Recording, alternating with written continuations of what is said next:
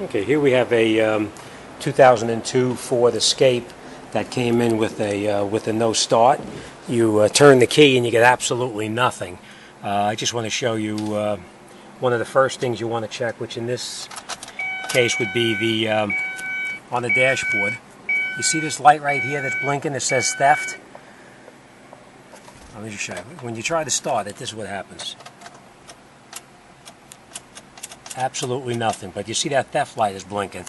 So the first thing you want to do is you want to take a look around and see what's going on with the key. Sometimes the key is no good, and in this particular case, as soon as it came in, I kind of realized it. As you can see from the key here, there's a section of this key that's broken. The customer went to start the vehicle, and when they went to start it, it broke.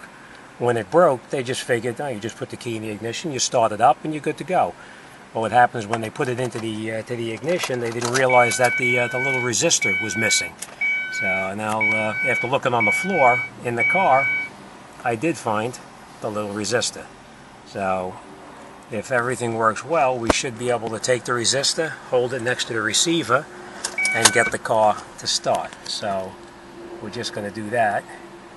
We're going to hold the resistor on the key so that it can pick it up on the ignition itself. For now, it's just holding it with my thumb, and we'll make sure it starts up,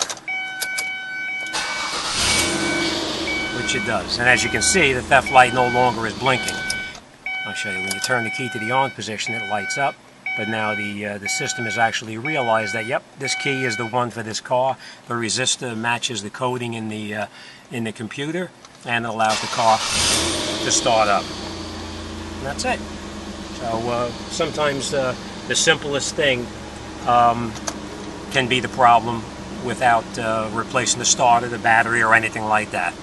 All right, good luck, and I'll see you guys on the next one. Thanks for watching. I might add that the Ford Escape is not the only vehicle that has this problem. You have a lot of cars today that do have the resistor built into it.